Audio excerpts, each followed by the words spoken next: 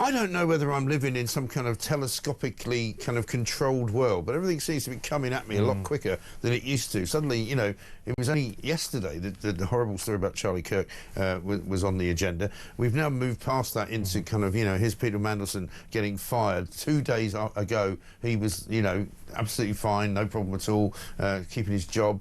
Keir Starmer is literally, I mean, not only have the wheels come off, I mean, the car's literally gone over the cliff, hasn't it? No, absolutely. You can't really understate what a disaster show this government has become. And Mandelson was a good example of what this Labour Party has often had to do, which is try to kind of reach back to the horrendous kind of old ghosts of New Labour to try and give them a sense of professionalism or a bit of substance or whatever. But everyone knew that Peter Mandelson doesn't so much have skeletons in his closet. It's like a full graveyard. We know this about him. I don't think anyone realised it was quite as bad as actually visiting what was colourfully referred to as Epstein's pedo island, being photographed in a bathrobe and then actually advising him after he comes under criminal indictment for soliciting child sex. And telling him how he must get away from it and how everything's an opportunity and how about you study the art of war. You're going, what? This is absolutely incredible. And the fact that Keir Starmer was warned about this and warned about Mandelson in general by the security services did nothing about it. I mean, to say that this shows a lack of judgment is really undercooking it. Yes, because at the end of the day, here's the guy. I mean, I remember when the process was going on, and I remember saying, I can't believe they're going to give this job to Peter Mandelson because, you know, Mandelson is, by all accounts, by any account, and I've known, politically speaking, known Peter Mandelson for a very long time, more than 20 years, maybe 25, 30 years. And the guy is a snake. He is, you know, untrustworthy. He hangs around with very, very wealthy people. I mean, I was saying to somebody yesterday, having a drink in the pub, you know, we'd all forgotten about Deripaska, you know, his relationship with the Russian oligarchs, his propensity for hanging around on luxury yachts, you know, his trips to Brazil with his boyfriend. You know, I remember working for the Daily Express, you know, back in, must have been the 90s, when he was threatening to get everybody fired because, you know, we'd discovered that he'd gone to Brazil with this, you know, this effect. I mean, he wasn't a rent boy, but he might as well have been. You know what I mean? It's just like, he's a horrible, sleazy character. And he had never had anything good going on. Yeah, I suppose probably the idea when they appointed him to this ambassador role was, he's a slime ball, but he's our slime ball. He's someone who can kind of work the circuit, does have good connections and so on and so forth. But surely the first question they would have asked him or wanted to probe at was his relationship with Epstein. Is there anything that could really derail this? And also, the Epstein scandal is one of huge political importance in America as well as here. So for him to be embroiled in it and for the Labour Party not to know the full extent of it, or maybe they did and didn't care. Well, I wonder as well absurd. whether part of them was kind of going, you know, we've all basically slagged Donald Trump off, and suddenly we're in government and going, oh, you know, David Lammy, Keir Starmer, they've all got, you know, clips in which they say, we hate Donald Trump, he's a ghastly individual, and maybe they went with Mandelson because he was the only kind of glint of light who hadn't slagged him off. And also who could very shamelessly just kiss anyone's backside if it means that it will work for him. So, as you say, maybe it kind of made a bit of sense at the time, but surely now they must have realised what, you know, a world of pain they made for us. But which doesn't, all of which doesn't explain this. This was Keir Starmer at Prime Minister's Questions just 2 days ago. Check this out. Has repeatedly expressed his deep regret for his association with him. He's right to do so. I have confidence in him, and he's playing an important role in the UK-US relationship. I have confidence in him, and he's playing an important role. I mean, only an idiot would say that, surely, at that point, because even then, the very morning that he said that, there was already questions being asked about a multi-billion-dollar deal that Mandelson had cooked up with Epstein to sell a taxpayer-funded and taxpayer-owned bank to JP Morgan. You know, so it was all there. It wasn't as if, you know, he had to walk into Parliament and go, everything's fine, there's no questions to be asked. There was already a whole bunch of questions. And as soon as that photo of him in the bathrobe on the island came out, I just thought this is only a matter of time. Anyone could see that. I mean, there was going to be more details, there was going to be more stories. Then you saw the Telegraph bombshell, as you say, about this state-owned asset which is being sold to JP Morgan. Keir Starmer's just inability to see the oncoming train. How can you not read the him. room? Even if it was a matter of self-preservation, you'd kind of go to your aides, I would have thought. You would say, hang on a minute, I'm going to get asked about this. Yeah. And Kemi Badenoch was, roundly kind of praised for making the best representation of her life at the PMQs this week, because normally she's not very good. Yeah. But she was good this week.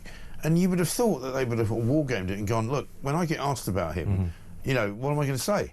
Yeah. Because what's coming? What's in, even the interview you did with Harry Cole, he suggested there might be more emails that would come out, which would be a problem. No, exactly. That was incredible. And that was Wednesday morning. Yeah. Anyone else, PMQs. Anyone else could see that this is where it was going to end up. Yeah. And the smarter move would be to get ahead of it. To say, yeah, we've seen this, it's terrible, therefore he's done the right thing and stepped down. But to let it drag on for days and days and days and hope that it will go away was just never going to happen. Yeah. And the problem is it's just added to, or the problem for them at least, probably good for any of us who oppose this government, but it's just added this sort of stench of death to the whole thing. Yeah. This feels like the kind of dying days of the Tories, 14 years in, out of ideas, on their 17th leader. But it's happened, in less than 18 months. Yeah. So this is the problem, isn't Dan Hodges has written, again, as I will say, I've groomed him to this point, so he's now sort of completely turned. But he's written a piece in the Mail, page 9. In Westminster, there's an end-of-days mood around Starmer, like there was with Boris Johnson and Liz Truss. And that's how it feels. Yeah. It feels as though he literally doesn't have a clue about how to, 1, protect himself, 2, protect the reputation of the government, or 3, protect the reputation of the Labour Party. And he's now facing, of course, this standoff between Lucy Powell and Bridget Phillipson, who are both running to be deputy leader. He obviously wants Phillipson to win. I don't think she's going to. I think Lucy Powell's going to stamp all over her, and she's his enemy. No, because she just got kicked out of the cabinet, didn't she, not too long ago? Yeah. I mean, it's and also she represents all the people in Labour who hate Keir Starmer, and there's a lot of them. No, exactly, and that kind of general sort of like soft left who feel like Starmer's being insufficiently, profligate or whatever it might be. And it's not exactly a great political face-off, is it? Phillipson versus Powell, but at the same time, I wouldn't even want to watch a mud wrestling, to be honest. Which says quite a lot. Absolutely. And Lucy Powell, though, if she does end up going through, would be a particularly terrible choice. Well, they both are. It's literally frying pan fire scenario, isn't it? But also, like, Lucy Powell's like a gaff machine. Like, she was one of the brains behind the Ed Stone, or certainly she was put out on the airwaves to defend it. She was the genius who came up with, in the 2015 election, sending Ed Miliband to go and meet Russell Brand, which only really impressed Owen Jones, stupid. as I remember. And then, of course, she's on record. Didn't she also say that if we didn't impose the winter fuel allowance ban on pensioners, that there would be a run on the pound? She did say that. Yeah. She also said that talking about grooming gangs is a dog whistle. Yeah. So, one tick after another where she's concerned. So if you're right, she does become deputy leader. It's another albatross hanging around their neck. Absolutely, yeah. And and Mandelson knows all about that. Let's have a look at what Stephen Doughty had to say. This is the guy who's one of the thickest members of the Labour government. He's actually incredibly one of the, I think, Foreign Office ministers. Check this out. In light of additional information in emails written by Peter Mandelson, the Prime Minister has asked the Foreign Secretary to withdraw him as ambassador to the United States. The emails show, Mr. Speaker, that the depth and extent of Lord Mandelson's relationship with Jeffrey Epstein is materially different from that known at the time of his appointment. In particular, Mr. Speaker, Lord Mandelson's suggestion that Jeffrey Epstein's first conviction was wrongful and should be challenged is new information. And in light of that, Mr. Speaker, and mindful, as we all are, of the victims of Epstein's appalling crimes, he has been withdrawn as ambassador with immediate effect. OK, so let's just examine what Stephen Doughty had to say there, the world's thickest member of the cabinet. He says it's OK if you want to go and hang out with a convicted paedophile. It's OK if you want to go and live in the house of a convicted paedophile or somebody who's under an indictment for being a paedophile. It's OK to basically be friends with somebody who's been involved in sex trafficking, as long as you regret it, right? But the new information that apparently has caused them to have to let him go is that he had said to the convicted paedophile, what you should do is fight it, and what you should do is look upon it as an opportunity. So that's the new information, apparently, that means he shouldn't have got the job. Are these people stupid or what? It's absolutely incredible. I mean, especially this new revelation. I know they claim not to have known about it, but I struggle to believe that's entirely true. But just saying, well, you know, maybe he is a convicted child sex offender, but he tells me he's innocent, and I believe him. Yeah, exactly. Is that really even though he's kind been of to prison? That we're talking about? Even though he's been to prison, and I was a government minister when I went and stayed in his house when he was in prison. No, exactly. Which they knew. They knew that this relationship took place. They knew that there was at least kind of murky things that were going to come out. I mean, again, they probably were bamboozled by the full extent of it. It wouldn't surprise me if Mandelson was keeping some of this back. But at the same time, surely this was information that could have been found out. Surely the vetting process doesn't involve me just going, no, here's the thing, Tom. I've got this great job for you, right? Are you OK? Are you know, anything to tell me? Yeah. And you go, no, absolutely fine. That's good. Great, you got the job. Is that vetting? Is that what they call it now? I think the one thing that seems to have got him out of this particular issue was that he didn't have access to the email account, which these more damning emails are in. But again, is the British state such that is that that's where just we the are, end of then? the story? Yeah. You've got to take it on a kind of on his good word. I mean, I've had more intense CRB checks when I've had to do work. I worked for a couple of websites a few years ago, which involved you know, working with kids and sort of talent and stuff like that, and trying to find, you know, kids that were really good at things and stuff. And in order to do that, you had to have a CRB check, you know, criminal background check. Now, luckily for me, I haven't had any criminal activity going on in my life, you know, but there is a way of doing that. Are you seriously telling me that the British government has a less sort of robust method of checking up on people than a basic CRB check? And it seems like they actually ignored the advice that they did get from the security services as well, who basically, you know, took Keir Starmer to one side, as it were, and just, it's probably not a good idea. So again, Mr. It's not like it's a secret, is it? Well, that's the other thing. Yeah, Peter Mandelson's a bit sleazy, is he? Crikey, blimey. Because we've always assumed it was worse than we knew, and what we knew was already pretty sleazy in terms of, you know, his likelihood of just popping up on yachts left, right and centre with various unsavoury people. That's the thing about this story. It's like all great plot twists, it made perfect sense when we found out that, of course, he was hanging around with Epstein all the time. That makes absolutely perfect sense. That's kind of who Peter Mandelson is. Those are the circles that he runs in. The only person who couldn't see that is Keir Starmer, or worse, he could see it and didn't think it was a big issue, which is just stupid. Yes, but again, it shows you how tone-deaf Keir Starmer is and how useless his sort of surrounding apparatchiks are, because not one of them said, do you know what, this might be not the greatest idea you've ever had, because there was already an alternative. There was already a woman who was in the embassy who would have been perfectly acceptable to Donald Trump, and he wasn't asking for her to be replaced. In fact, I think he was saying we'd be more than happy to carry on with the woman who's already there. Yeah. All right? Have a look at this. This is Keir Starmer back in January of 2024 being questioned about Mandelson in opposition. On Peter Mandelson, look, and I do try to give pretty full answers in these sessions, I don't know any more than you do. And therefore, there's not really much I can add to what you already know, I'm afraid. And, you know, that's simply the state of the affairs. So I don't know any more than you do. That's encouraging, isn't it? Yep. So any chance of you getting involved in, you know, NATO deciding to back Poland in an invasion against Russia? I don't know any more than you do.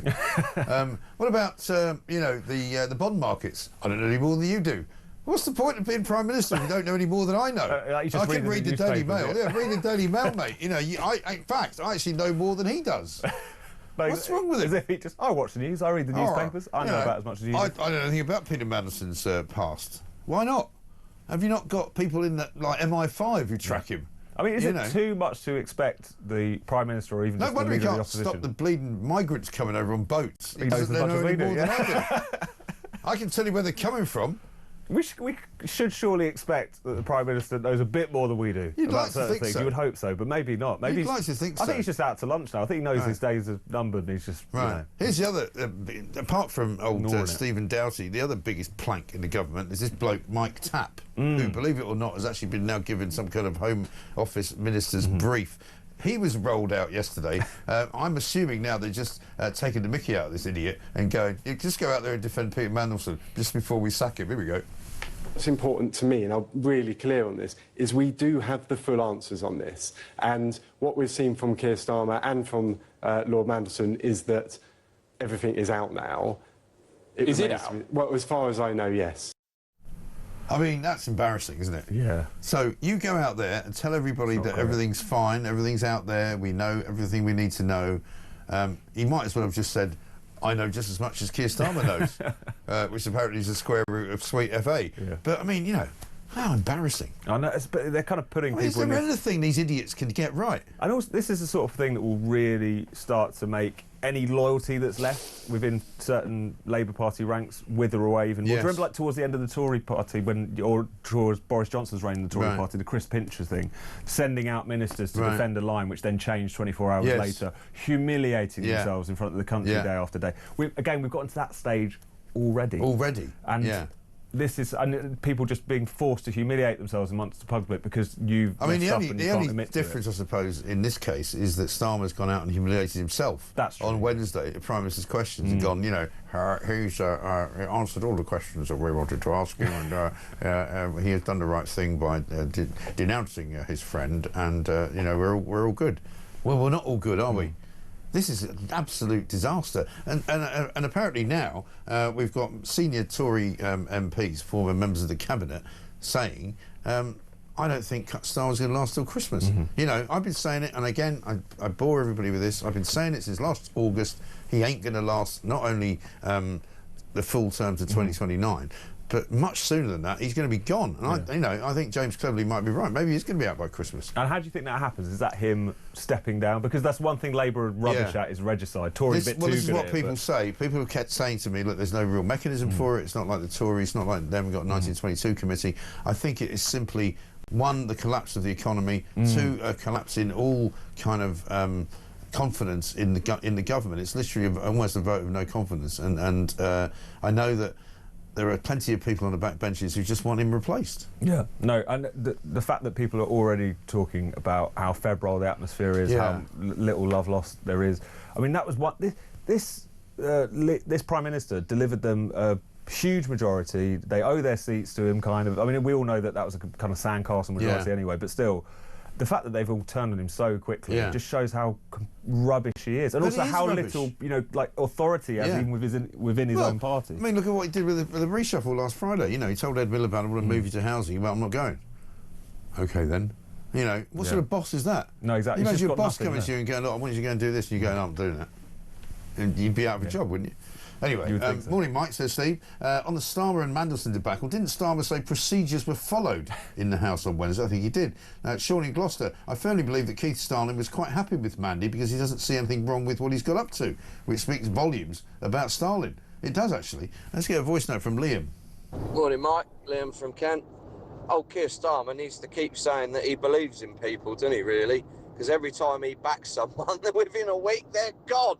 So, who's next? I would like to put some money on it. Will either be Reeves or Lammy. Let's hope in a speech at some point that he may give over the next week that he backs these people, because then hopefully they'll be gone before Christmas. But I'm with you, Mike. I can't see him lasting now. This is it. He's just falling to pieces. Have a great show, mate. He's literally melting before our very eyes. You know, it's absolutely incredible. I don't think I've ever seen anything like it politically. Somebody who is this useless. Yeah. But, you know, people say, oh, the thing is, he's not really a politician. He's more of a manager. Well, he's a crap manager, right? He's literally, you wouldn't put him in charge of the Welk stand. And he's just really, really, really hopeless. I mean, we talk about David Lammy there. There's a big piece in the Mail today, page 14 and 15. Deputy Prime Minister David Lammy accused of encouraging hatred after fueling violent rhetoric against those on the right. This is obviously in the wake of the Charlie Kirk thing. We'll talk about that coming up. We're going to take a little break before we do that. And Nigel Farage has written a big piece in the Mail as well about Charlie Kirk and remembering him, as he says, his friend. And what about this ridiculous, wild atmosphere that we now live in, where people are saying such awful things about members of the right-wing sort of, you know, I don't know, commentariat, if you want, which has resulted in people being murdered. Absolutely extraordinary. It's 26 minutes past 6, back after this.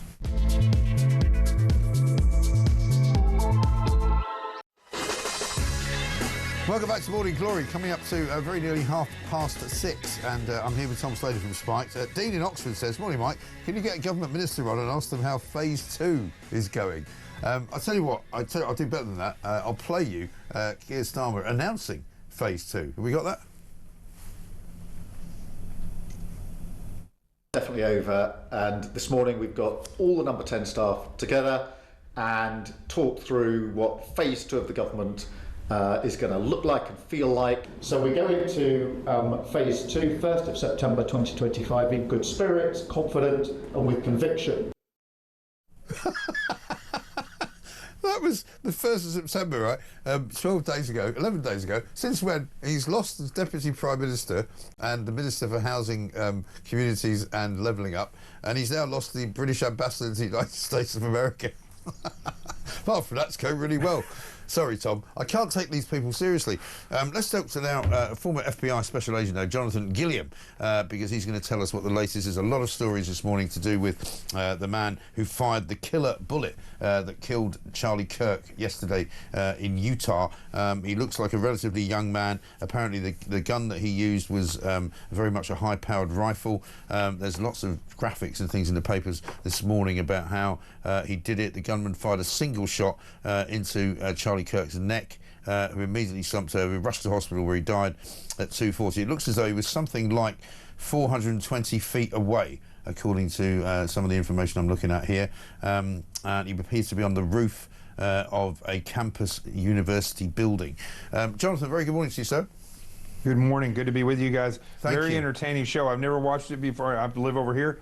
I've been sitting here watching it. Very entertaining. Well, listen, there's some terribly serious stories that we have to cover, but there's also, I mean, our government is so useless that it's an actually very entertaining government. But listen, thank you so much for joining us. It's a terribly shocking story. I mean, we you know, yesterday we had a very somber show, obviously, because we were all terribly shocked about what had happened to Charlie Kirk. And I'm really quite surprised, knowing what we know about the US law enforcement authorities, that they haven't caught this guy yet. Well, here's the problem, is that just like what happened in Pennsylvania with President Trump, and then later in Florida with President Trump, they left a tremendous avenue of approach for an attacker wide open. And like the lottery, if you continuously leave these avenues of approach open, eventually somebody is going to win the lottery, and somebody, in this case, the shooter won the lottery, and he came in there and utilized that avenue of approach. And this is a problem in the United States. Really, it's a problem around the world. I do threat assessments all over the world. I've been all over the UK as well, in most of your venues. And some venues are great, other venues not so much. Right. We go in there, we do threat assessments, and we look at these areas from the attacker's point of view, and then we coordinate with law enforcement and with the venues. And often you run into hurdles with them where they don't want to secure certain areas. And I believe that's what happened here. There was only 6 police officers there, and they did not do a threat assessment well enough to secure this building and the roof. Right, and was some of that down to Charlie Kirk's kind of just, you know, affability, if you like? You know, he wanted to be out there, he wanted to be in the mix, he wanted to talk to people, he didn't want to be protected by, you know, sort of presidential-style security. Is that part of the issue here? Well, it is with all entertainers, but you know, when you work with these people constantly, you have to train them. You literally have to train them and help them understand it. He could still have his events outside, but you have to do the proper threat assessment and lock down the areas, such as buildings and the roofs. Why do people keep continuously getting on these buildings? And this individual showed up with less than an hour before the shot, and somehow found his way up to that roof, which leads me to believe he probably knew that campus. But I didn't even really answer your first question. The reality is what's taken so long to get to this is because they didn't do the threat assessment properly, and that guy was able to get up there and then leave. And so law enforcement's hours and hours behind trying to track this individual. Right, because I mean, knowing not very much about, you know, the use of high-powered rifles, but you know, knowing from what I see just in movies and things, you know, you have to get up on the roof, you have to assemble the gun if it hasn't been assembled already. You have to put yourself in position. He was clearly a very well-trained assassin. He hit one bullet and with a lot of accuracy. I don't know how accurate, or I don't know how well trained he was. I mean, from that distance, about 173 yards with a 30-06, that is a very easy shot. You're nowhere close to the max effective range for that weapon. I mean, you're well inside that. So with a scope, if Charlie Kirk was running, you could have hit him. I just show you how to use a gun, you probably could have hit a moving target. So the fact that he was sitting there, I can almost guarantee you the guy was shooting for his head, but he hit Charlie in the neck. Yeah. And so I don't think he was trained that well, but I think he just had a wide open opportunity because the vulnerability was there and he exploited it. Right. And we've seen pictures this morning of this guy. They're on all the front pages. What's the FBI like to be doing in the next sort of 24 hours? They've got a picture. Have they got CCTV? Would they have any other, ability to track him in any way? Well, they have the phone. Here in the United States, I'm assuming it's the same way in Europe and around the UK, is that your phone, whenever you're using your phone, or even if you're not using it, it's pinging off of cell towers. Sure. And so they can go and collect that cell tower information. And now with AI, you can build a map very quickly of what phones were where and how it was moving. And if this guy had a phone on him, and I'm thinking that you could see one in his pocket, most likely he did have a phone on him. They're tracking that. They're looking for cameras. And now they're working on DNA because his hands were all over the rails. Yeah. The gun had his DNA on it because he apparently wasn't wearing gloves. So they'll be able to do all that stuff, but that stuff takes time. It takes, hours to days to get, for instance, the DNA and the fingerprints and those things. And even then, if his DNA and fingerprints don't match any databases, it takes a lot longer because now with DNA they can search for family members and then try to connect people back. So it will take some time unless they get the right videos, or because they've shared the pictures. This is where law enforcement everywhere has to evolve, is they have to learn to use the citizenry as a force multiplier. Handing out these pictures or showing these pictures and these videos, that's what that does. And I think that may be the thing that actually gets this individual caught, because I think he's familiar with that campus, which means people would be familiar with him. So they know him, yeah. Jonathan, fascinating. Thank you so much. Good to talk to you, and thank you very much. Let's do it again soon. Jonathan Gilliam, the former FBI special agent. Fascinating. Tom Slater's here with me, isn't it? Talking to these guys where, there we were only yesterday. I was saying, well, this guy's clearly a really, really good shot. He's probably been trained in the military. There he's going, with the kind of gun he's got, actually, pretty much anybody can fire it and probably hit the guy. No, absolutely. Astonishing. And there'll be so much that we'll still learn, not just about the suspect, his motivations, all the rest of it, but also how this was allowed to happen. Yeah. I mean, especially because of how much protests and violence often there has been on American university campuses, particularly when someone like Charlie Kirk shows up. Yeah. The fact that there are only 6 campus police officers, like Spike did an event on a university campus a good number of years ago now. And they insisted on there being at least 10 police officers at this thing. Yeah. They were doing bag checks on the way in. No one knew who we were. We were this little magazine from the UK, and yet because of the topic, it was about free speech, safe space, or whatever. Even that incurred... this was in the US? This was in the US, but even that incurred all of this kind of level of security. So the fact that a figure as massive as Charlie Kirk is on American university campuses, that there wasn't that level of security is going to be another question that people ask about this, definitely. Absolutely, extraordinary. Coming up, we're going to talk about the winter crisis facing the NHS, because apparently it turns out that, guess what? The waiting lists have done what? They've gone up. The waiting lists have actually gone up. So there are now more people waiting to be seen by the NHS than there were a year ago. So well done to Wes Streeting, well done to Keir Starmer, well done to the Labour machine, which keeps saying, we've made 5 million appointments and your waiting lists have come down. It's another lie. They're not coming down, they're going up at 6:39.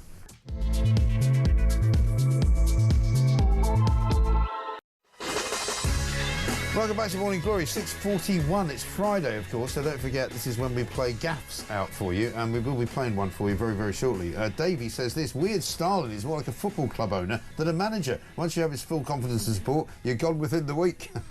Andy in Morecambe says, morning, Mike. Does Starmer know anything? He didn't know anything about the Lucy Connolly case when she was in prison either. Great show. Yeah, do you remember when he was asked about Lucy Connolly? He said, I'm not familiar with the details of the case. And you go, really? Aren't you? You haven't followed anything in the papers, you complete nutcase. Let's have a look at this gaff. This is brilliant. Kevin O'Sullivan, of course, the king of gaffs. Have a look. Oh, God. I won't. I'm just trying to... You actually cannot see it. Oh, no. I cannot see it. Well, it must be down there, then.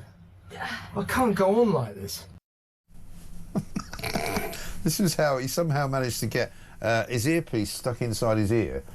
So when he took the earpiece out, the earpiece piece was still in his ear, and then he put another earpiece in, which shoved the piece in even further. That's Samara Gill, his producer, trying to get the thing out of his ear.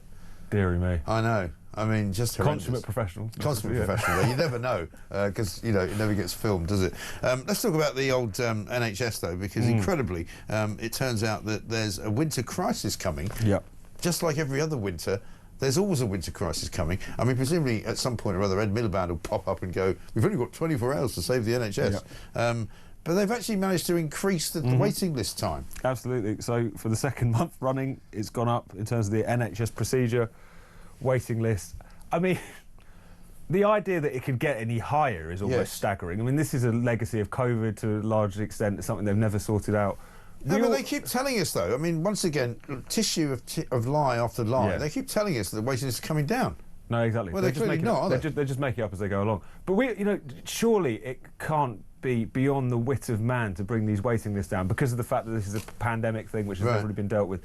And what we assumed would happen, because this Labour government is so useless, is that it would come down, but at nowhere near the speed we would want, and we'd be having to pat them on the head for knocking 10,000 off of it or something. Right. But the fact that it's going up, I mean, what more do we need to know to realise that this Labour government just aren't up to anything? No. All they had when they came in, because they have no vision, they have no particularly interesting things to say about anything, was that we're just the adults and the technocrats and the managers. Right.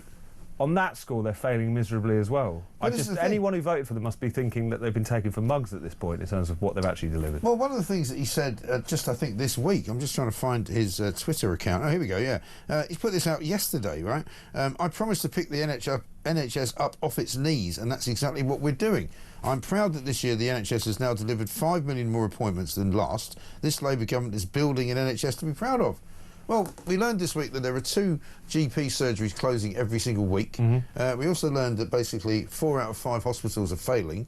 And we also now learned today that waiting lists have gone up. Yeah. So, apart from that, he's doing really well. Absolutely. Brilliant. Staggering job, as always. And superb. Well done, Sir Keith. This could actually really wreck Labour's reputation as like the party of the NHS, because people are going to associate this era with things just going from bad to worse. Meanwhile, them telling us that we've put in record funding, we've done this, we've done that. It's not filtering through. We've solved the problem, it's not working. Let's have a look at what he actually said about NHS appointments. We're happily going to go to our constituents. We're going to tell them we promised 2 million extra NHS appointments, and we delivered 4 million extra appointments. That was just a couple of weeks ago. Now he's up to 5 million. If you just think of a number, by the end of next month it will be 10 million appointments. But it doesn't matter, because I get every single time I ask people for this question, and I'm going to ask it again today, people go, yeah, he might have made 4 million appointments. I've had 4 of them. But I haven't actually seen anyone. They keep making appointments. One person actually wrote in last week and said, I've actually got a letter here where they've made an appointment and cancelled it in the same letter. Yeah. I mean, it's just a joke, isn't it? No, absolutely. Just this sort of thing. Meanwhile, rather amusingly, I've got a bit of a clue as to why it's not going well in the NHS. I think I know which story you're going to talk about. This is a medical tribunal which is going on, which involves the dad of 3, an anaesthetist called Suhail Anjum, 44 years of age. Apparently left a patient in the middle of an operation to pop next door to have sex with a nurse. Incredible. It's like Carry On NHS, isn't it? All right, darling, what do you think? Oh, listen, I'm just going to deal with this guy. I've just got a quick bit of anaesthetic involved, and then just get yourself, lie down over there, and I'll be round in 5 minutes. The fact that he said he told them he was going on a comfort break. Comfort break. Which is not untrue, I suppose, in some respects. I mean, I've never heard it called that before, that's okay. Apparently, Anjum was tying up his trousers while Nurse C's were around her knees with her underwear on display. Oh, so they got caught in the act as well. It's like a Benny Hill skit, isn't it? No wonder those waiting lists aren't coming down. He returned to the theatre 8 minutes later. So he's quite efficient, this guy. The patient was unharmed. His shocked colleague at Tameside General Hospital in Manchester reported the incident, which happened in September 23. Anjum is now apparently working in Pakistan. Good luck to him. He says he felt shame and guilt at this horribly embarrassing incident, and he claims that he and his wife had not been getting on. I'm surprised to hear that. I bet she was getting on a lot less well with him after the case. He accepted his conduct fell far short of expected standards and said he hoped to return to the UK to work. Mate, I wouldn't bother, to be honest. We don't really need people like that here. Also, that is going to haunt his Google search results for the rest of his days. It really is. Good luck at those job interviews. Absolutely. Nurse C apparently is not being named. He told colleagues working on the keyhole gallbladder removal that he was going for a comfort break. A colleague readying for another op found him and Nurse C in a compromising position. Can't make this stuff up. What's wrong with people? NHS, there you go. You know, God bless him. You think they were clapping him as he came out? You know, well done, sir. 8 minutes. Yeah. Good. Claps for comfort break. Yeah, comfort break, clap, blimey. Morning, Mike and Tom. I think Starmer finds it impossible to look at anything without his human rights hat on. Mandelson's appointment was him saying even a twice-sacked former minister should be allowed redemption. You see, I don't see it that way. I think that he was strong-armed by the likes of Tony Blair and the Blairites who have now kind of taken over to say, look, you've got to give old Mandelson a job because he's the sort of the dark heart of the Blair project. You know, the Witch Blair project, as we used to call it. It is funny, though, like, Keir Starmer, always so moralising, so smug, so superior, whatever. You literally appointed the guy who was nicknamed the Prince of Darkness to be your ambassador, and then you're surprised that there was a little bit of darkness in his backstory. I know, incredible. Let's get a voice note from Dan. Good morning, Mike. It's Dan from Kent. We've had this useless government for 14 months now, and within that 14 months we've had 18 misconduct and resignations. Add to that the Lord Alley donations, the lies, the U-turns, the economies in the gutter. What I don't understand as well is Mandelson's resigned as, or been sacked as ambassador. How is he still allowed in government? And I presume he'll be coming back after he's packed his bags straight into the House of Lords. How? Yeah, it's a good question, Dan. I mean, I think I'm right in saying, Tom, that you can't be sacked from the House of Lords, really, even if you've committed a criminal offence, because there's been several Lords and peers who've done that, and they can still go back to work. And presumably it'd be something that is there just going to be so much pressure put on him to bow out. Right. Maybe that's what we're talking about here. But Peter Mandelson is, if nothing else, a very kind of self-assured individual. He's not going anywhere, is he? He probably still thinks he's done nothing wrong. Yeah. Really. I mean, maybe even those mea culpas weren't fully honest. So when he spoke to Harry Cole in that exclusive interview, I don't know if we can play that. Let's have a look at what he said to Harry Cole, because this was a couple of days ago, and even after this, Starmer thought it was all right. One, I feel a tremendous sense, a profound sense of sympathy for those people, those women who suffered as a result of his behaviour and his illegal criminal activities. And secondly, I regret very, very deeply indeed carrying on that association with him for far longer than I should have done. And I regret very much that I fell for his lies. I fell and accepted assurances that he had given me about his indictment, his original criminal case in Florida. Like very many people, I took at face value what he said. With hindsight, with fresh information, many years later, we realized that we had been wrong to believe him. He's a charismatic criminal liar, we now see, and I regret very much indeed. I felt it like an albatross around my neck since his death in 2018 or 19, when it was. I feel a tremendous sense of regret.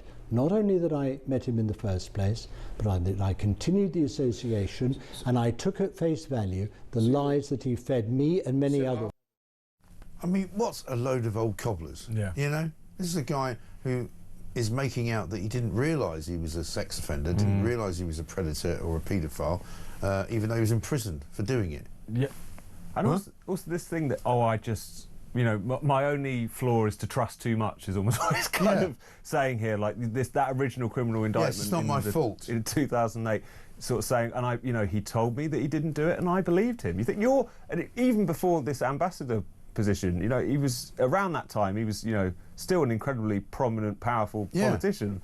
This is lack of judgment doesn't cover this. I mean, there's something so murky about this. And again, he's on record saying this is an albatross around my neck, and still they hold on to it. And what was he doing? Why was he in a bathrobe? Why was he smiling? Where had he been? Who had been doing what to him? What was he doing on Pedo Bleeding Island? And those quotes are so humiliating as well. It's not just, he's passed through, as a lot of people did in the whole Epstein world, my best pal, we love you, Jeffrey, Right. This is, again, as soon as that photo whenever you're not out, here, you leave behind some interesting friends, and here's a picture of a girl not wearing very many clothes. And he's kind of almost trying to hide the fact that he's done nothing wrong because he's gay. Therefore, he wasn't, you know, tempted to do anything with these young women. Well, maybe they were young boys as well, I don't know. Yeah, also just being around that, in any proximity to it, is going to damn you. But again, I go back to it. He's literally saying it's an albatross around my neck. Surely at that point, some might think, you know what, we need to get the albatross underneath our own necks and deal with this, but no. Every time he fumbles it. Unbelievable. 6:52, we better move on because we haven't got a lot of time left. But Tom Slater's here, I'm Mike Graham. This is Morning Glory.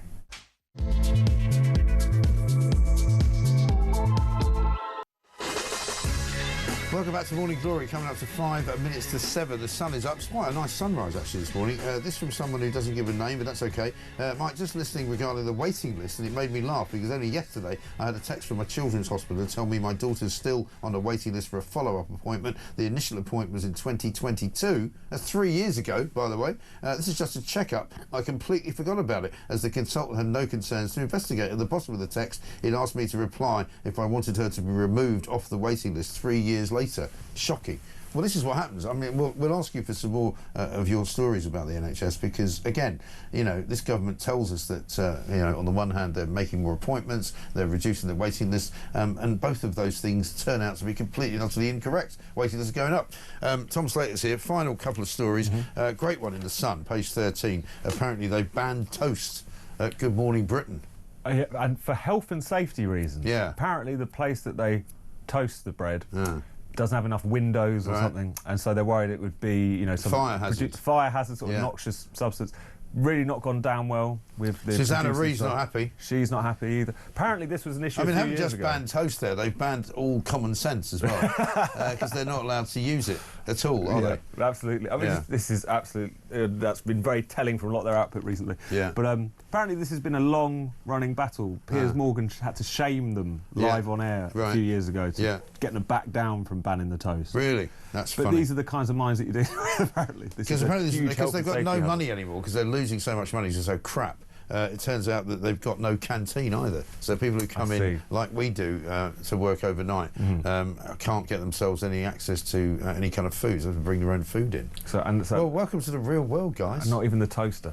I know. I mean, that's incredible. New low, isn't it? Also, my other favourite story is the best response to an insult. I'm going to let you tell this story because I'm not sure that I would ever use this phrase, but tell us what they say. So apparently, according to scientists, this is the sort of thing they study these days, the best comeback to an insult is to say, "Calm down, Grandma." The jibe apparently negates any of the negative effect by someone insulting you.